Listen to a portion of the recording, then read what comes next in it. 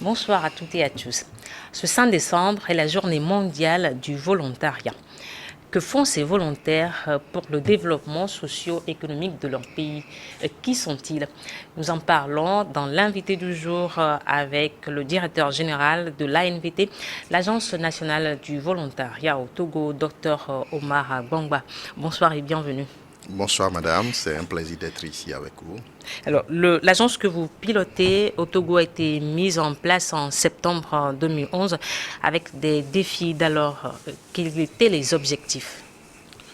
Merci madame.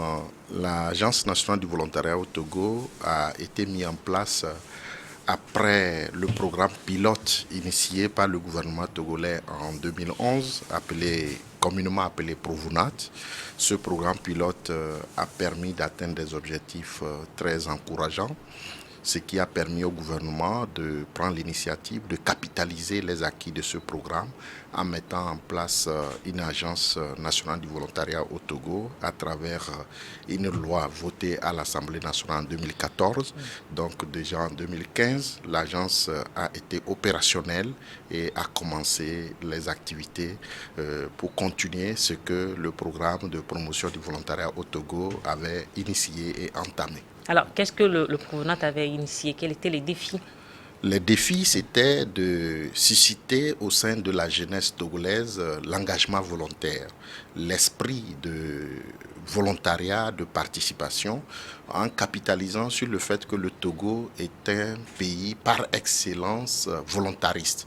Déjà dans nos communautés, on a vu que dans beaucoup de situations, spontanément, les gens se mobilisent pour apporter secours à ceux qui en ont besoin, pour participer aux activités communautaires. Mais à un moment donné, après les années 90, on s'est rendu compte que ces initiatives de volontariat ont plus diminué et on constatait plus des initiatives internationales de volontariat qui étaient plus actives au Togo avec des associations qui portaient encore quelques bribes de volontariat, mais le gouvernement, pour marquer le fait que le Togo est ancré dans le volontariat, a mis en place ce programme pilote qui a duré 3 ans et avait permis de mobiliser plus de 5000 volontaires, essentiellement diplômés primo-demandeurs d'emploi. Alors, du Provenant, c'est-à-dire le programme national du volontariat, vous êtes passé, comme vous venez de le dire, à l'Agence nationale du volontariat au Togo. Est-ce que ce changement, cette mutation est un changement de paradigme? Et d'abord, la mise en œuvre du Provonat avait été conduite par une étude de faisabilité pour voir le potentiel du Togo en la matière avec l'appui du programme national, du PNUD, qui était le partenaire essentiel qui avait Programme des Nations Unies pour le pour le développement. développement, qui avait accompagné la mise en œuvre de Provonat. Et après cela, on a vu le potentiel en matière de jeunesse, en matière de participation, en matière d'engagement des jeunes. Et l'ANVT a voulu capitaliser cela. Et aussi, on avait noté la diversité des besoins. C'est pour ça l'ANVT, une fois en place, a diversifié le type de volontariat en passant d'un seul type à 5 types aujourd'hui. Donc le potentiel est là. On a des jeunes qui n'attendent qu'à participer, à apporter leur contribution au développement, à participer activement. Et l'ANVT offre ce terreau pour permettre à ces jeunes de s'engager et de participer. Alors, Monsieur le directeur général, est-ce que vous pouvez nous parler de ces 5 types de volontariat que vous avez au niveau de votre agence? Oui, j'évoquais tantôt le volontariat national de compétences dédié aux jeunes diplômés primo-demandeurs 18 à 35 ans qui viennent pour une mission d'1 an. On a également le volontariat d'engagement citoyen qui est dédié aux jeunes déscolarisés et sous-scolarisés qui sont mobilisés au sein de leur commune pour participer à des activités d'intérêt public, mais également pour se former et se renforcer sur les compétences de vie, l'éducation financière et assurer leur insertion socio-économique. On a en troisième position le volontariat international de réciprocité où des jeunes Togolais aussi partent à l'étranger parce que depuis les indépendances déjà, le Togo avait commencé par accueillir des volontaires étrangers, notamment les volontaires de France, les volontaires américains qu'on a communément appelés les Peace Corps, qui continuent d'arriver jusqu'à maintenant. Mais le Togo aussi s'est dit, mais si nous on reçoit, est-ce que nous on n'a pas à donner? C'est là qui a amené à initier un volontariat international de réciprocité où nous envoyons des jeunes Togolais en France, en Allemagne et dans d'autres pays de la sous-région. Il y a également le volontariat senior qui est dédié aux gens de plus de 40 ans, avec l'idée que nous mettons les jeunes et les anciens ensemble pour partager des connaissances, partager des savoir-faire, partager des savoir-être.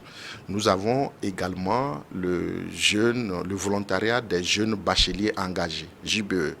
On a constaté que les jeunes sortent des universités, mais entre le temps de se préparer pour la rentrée universitaire et le temps qu'ils sont sortis du lycée, il y a souvent un vide et ils ont besoin de participer à des activités volontaires pour se faire former et se préparer au monde, à la vie universitaire. Donc, c'est souvent pendant les vacances que ce volontariat est conduit également. Voilà le 5e type de volontariat que nous développons depuis un certain temps. Ce qui signifie que peut être volontaire qui veut. Oui, c'est ouvert à des jeunes avec des critères spécifiques, mais l'appel est lancé et c'est chacun qui décide de s'engager. Par exemple, pour le volontariat de compétences, les jeunes s'inscrivent sur notre plateforme. Le volontariat d'engagement citoyen, les jeunes s'inscrivent dans leur quartier, dans leur communauté. Les autres types de volontariat ont fait des appels à candidature et les jeunes postulent et ils sont retenus selon les intérêts, selon leur motivation pour être volontaire et leur disponibilité à participer. Mais pas selon les besoins qui sont là. Exactement, selon les besoins aussi des structures d'accueil, parce que chaque année, il y a des besoins qui sont exprimés par les différentes structures d'accueil et c'est sur la base de cette demande également que nous matchons les jeunes qui s'engagent à y participer et les besoins qui ont été exprimés. Quelle est la durée du volontariat? Parce qu'on ne peut pas être volontaire à vie. Oui, la durée minimum, je peux dire 3 mois, 6 mois, 1 an. Donc, selon les types de volontariat. Selon les types de volontariat. Et la durée minimum, c'est 3-6 mois et maximum 1 an. Renouvelable ou pas? Ça peut être renouvelable dans certains des cas, mais de plus en plus, nous évitons le renouvellement, mais selon les besoins, si il y a toujours des besoins et on ne trouve pas des compétences qu'il faut pour le faire, on peut renouveler encore 1 année. Et aussi, on évite de créer ce qu'on peut appeler l'éviction d'emploi, qu'une entreprise ou une organisation qui a un poste vacant demande un volontaire pour venir occuper le poste. Il faut recruter, il faut encourager que vous recrutez, sinon vous faites du mal à la jeunesse qui n'aspire qu'à trouver un emploi décent. Alors, une nouvelle vague de 684 volontaires nationaux de compétences a rejoint jeudi 3 août dernier la cohorte du programme national de volontariat. Depuis sa mise en activité, le programme que vous dirigez revendique avoir enrôlé plus de 65 000 personnes. Quelle est la cote des femmes au sein de ces groupes? Exactement, aujourd'hui, nous sommes arrivés à un ratio de 65% des femmes contre 35% d'hommes de façon générale. Mais quand nous rentrons dans les spécificités, le volontariat d'engagement citoyen a le nombre le plus important de femmes, 65 à 70% selon les cohortes. Maintenant, le volontariat de compétences, on est à 60% d'hommes contre 40% de femmes.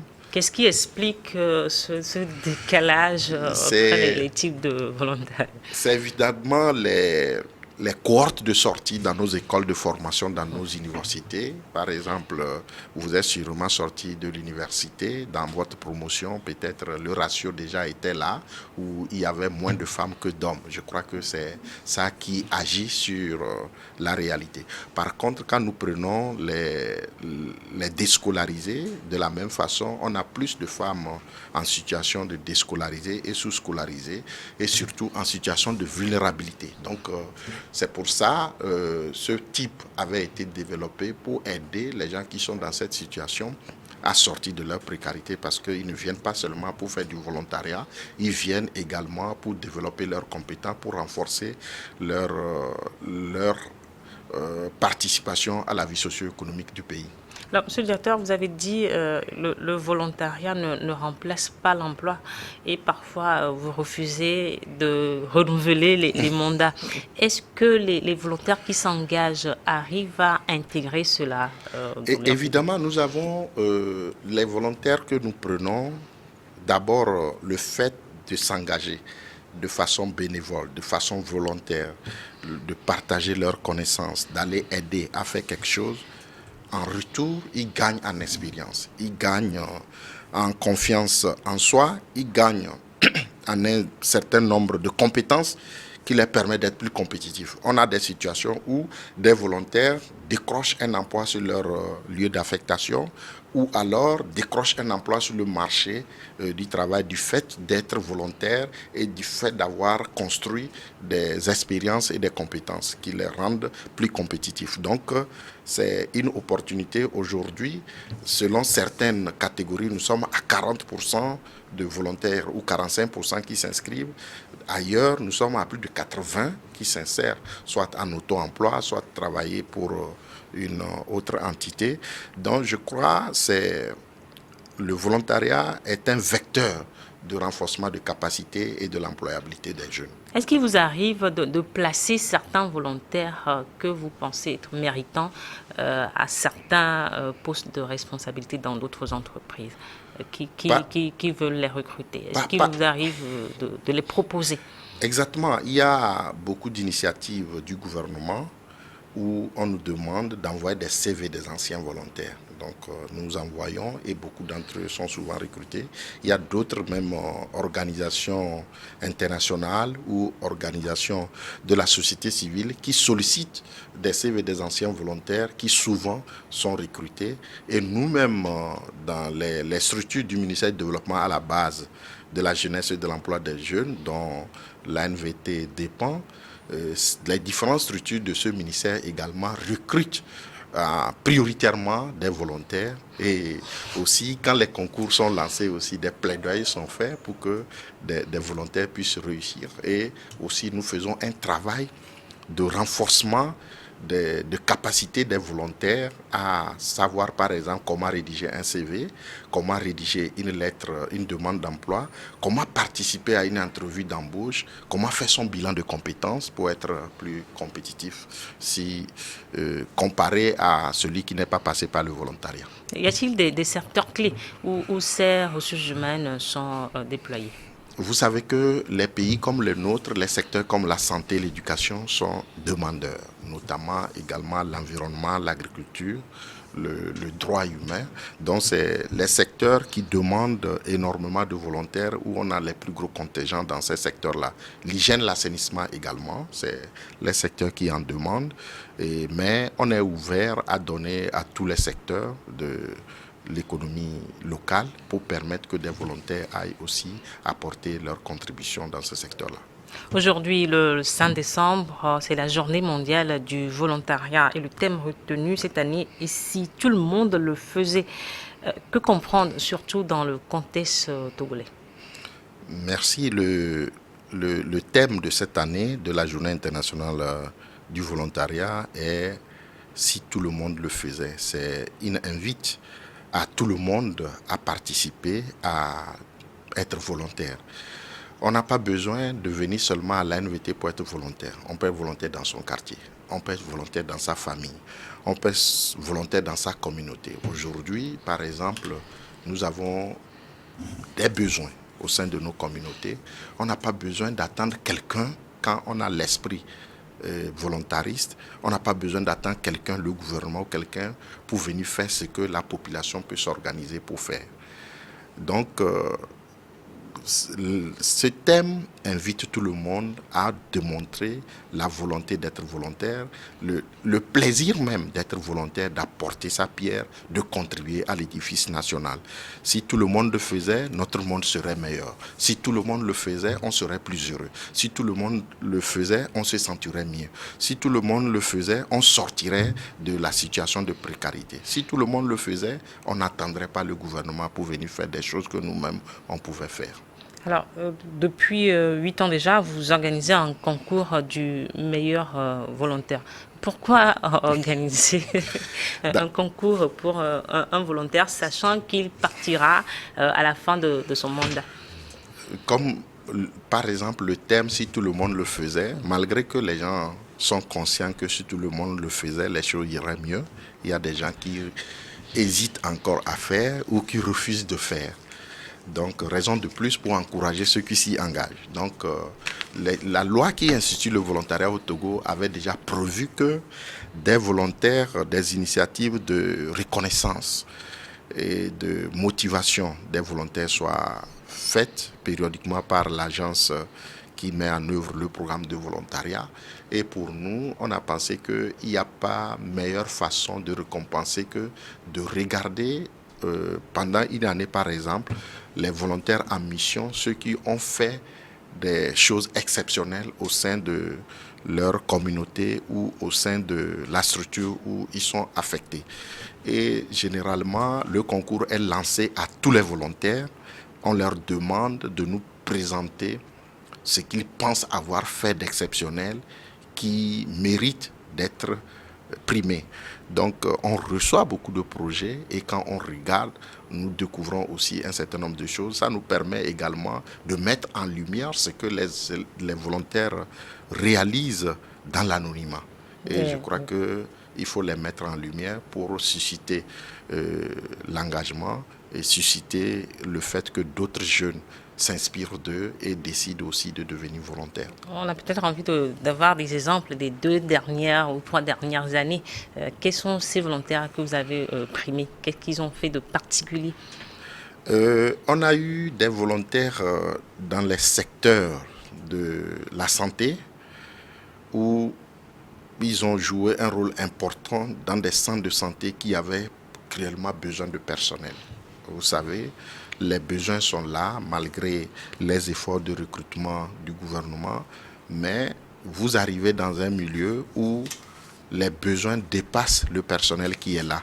Et le volontaire arrive, il joue un rôle important à sauver des vies, à assurer la naissance des enfants, à assurer la vaccination, à faire des choses extraordinaires. Quand c'est mis en lumière, il est bien de récompenser. Et en dehors de ce que le volontaire écrit, généralement, nous allons écouter les gens avec qui il a travaillé. Normalement, le chef-centre, les populations pour lesquelles il a travaillé et des témoins de ces populations, vous-même vous écoutez, vous vous dites « Ah, celui-ci, il mérite le prix ».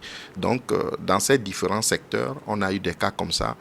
Et nous sommes aussi, l'ANVT engagé dans la promotion du genre, l'inclusion.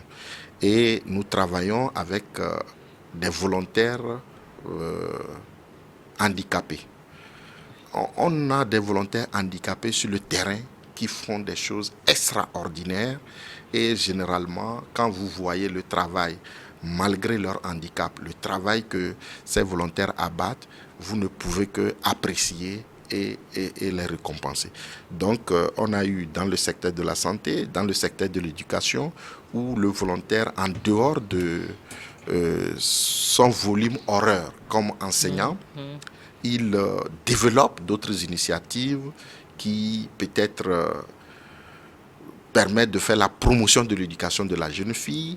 Il fait des cours de rattrapage ou d'accompagnement des élèves dont les parents n'ont pas de moyens de recruter un répétiteur. Il fait des choses, il monte des groupes de théâtre, donc des choses extraordinaires qui viennent s'ajouter à sa mission pour laquelle... C'est-à-dire il va au-delà de sa mission. Voilà, il va au-delà de sa mission. Donc tout ça mérite souvent d'être mis en lumière pour que d'autres aussi s'en inspirent et comprennent que Ce n'est pas parce qu'on t'a envoyé de faire ABC, Il faut s'il se y a limiter. D, tu vas te limiter à ABC. Il faut faire toujours plus que ce qu'on nous demande. Alors, selon Myriam Dossou Dameda, votre ministre de tutelle, le gouvernement envisage d'institutionnaliser l'initiative, c'est-à-dire le volontariat. Qu'est-ce que cela sous-entend? Depuis le dernier gouvernement en place, nous avons commencé par réfléchir à comment créer plus de synergie dans toutes les interventions allant dans le sens de transformer le jeune, allant dans le sens de faciliter l'accès à l'emploi et l'autonomisation des jeunes en termes d'entrepreneuriat, auto-emploi et autres. Donc dans ce cadre, la ministre a donné des instructions qui sont les instructions du gouvernement où le volontariat sera comme la porte d'entrée. D'où nous avons lancé le projet Presti. C'est un projet de transformation et à l'insertion des jeunes où tous les acteurs devront travailler en synergie. Mais le volontariat sera la porte d'entrée. Et ça va toucher toutes les catégories de jeunes tels que couverts déjà par nos programmes de volontariat, mais en mettant l'accent aussi sur les plus vulnérables. De telle sorte que nous arrivions à transformer la mentalité des jeunes, ou les Anglais disent mindset, le mindset des jeunes, à ce que les jeunes puissent d'abord être fiers d'être citoyens togolais, être fiers d'apporter leur contribution à l'édifice national et de s'engager et de travailler dans ce sens-là.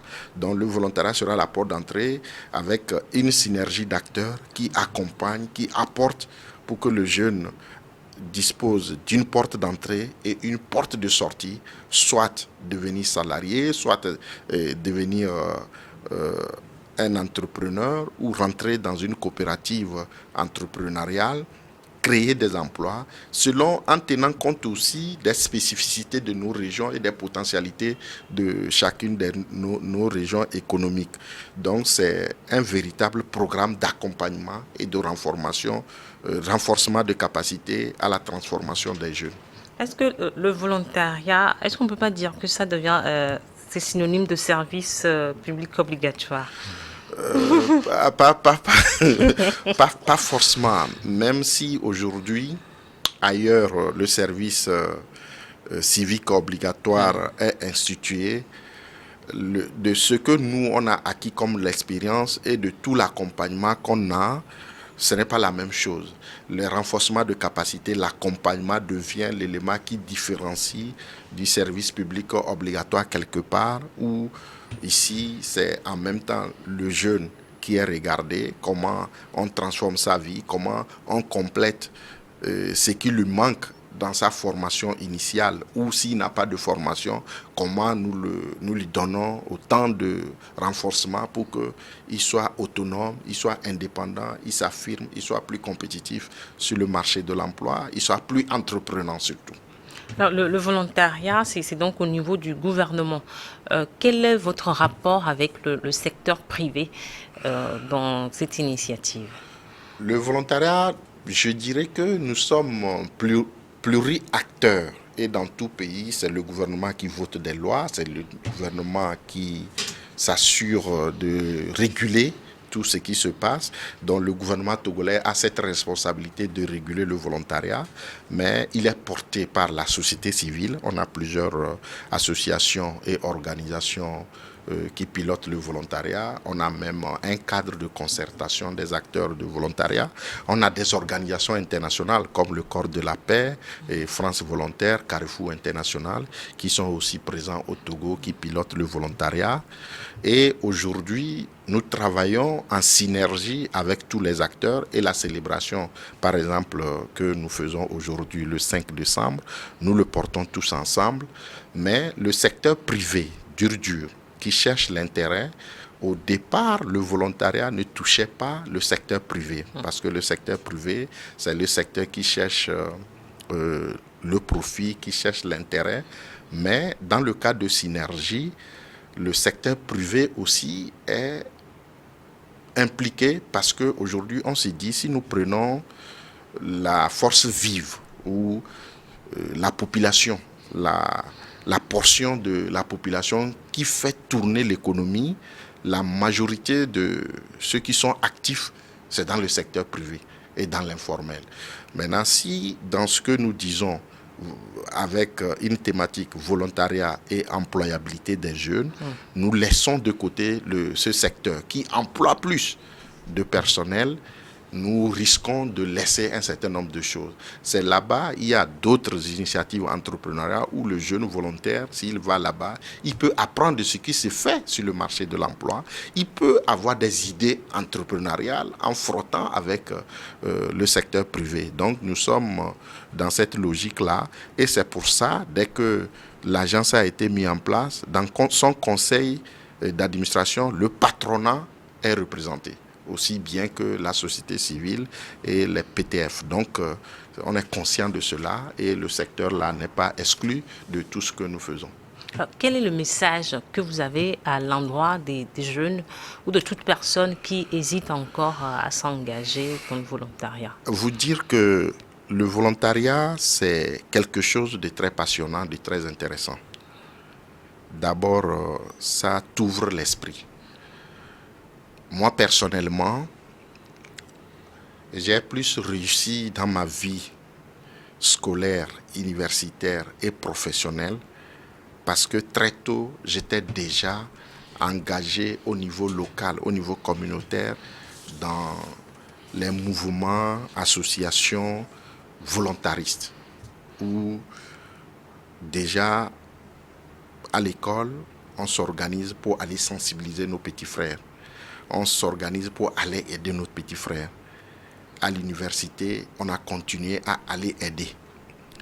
Après, pendant les vacances, parfois, je vois le service de l'action sociale de ma communauté. Je vais, à l'époque, c'est le début de la distribution des préservatifs. J'allais pour aider à distribuer les préservatifs. J'allais pour aider à partager de la nourriture pour les mamans. C'était le service Catwell qui travaillait avec les affaires sociales. Et je crois que tout ça a forgé mon caractère, m'a préparé à la vie active. Donc je dis à tous ceux qui hésitent à participer au volontariat, de le faire, ça va les dégourdir, ça va les permettre de s'épanouir, ça va les permettre d'être plus actifs, ça va les préparer à la vie active parce que la vie active, c'est beaucoup de choses que tu auras appris avant de commencer par travailler. Ça va t'ouvrir des portes, ça va renforcer tes capacités, ça va renforcer la confiance en soi parce que la vie là, si tu n'as pas confiance en toi, tu ne peux pas aller vers l'autre, tu ne peux pas se tenir devant les gens et parler, t'exprimer et donner ce que tu sais faire. Donc je crois qu'on a plus à gagner en devenant volontaire que de rester en retrait. Merci, Dr Omar Agwangwa, d'être passé sur ce plateau. Vous êtes le directeur général de l'Agence nationale du volontariat au Togo. Merci également à vous qui êtes restés à notre compagnie. C'est la fin de l'invité du jour. À très bientôt sur votre chaîne. Merci, madame.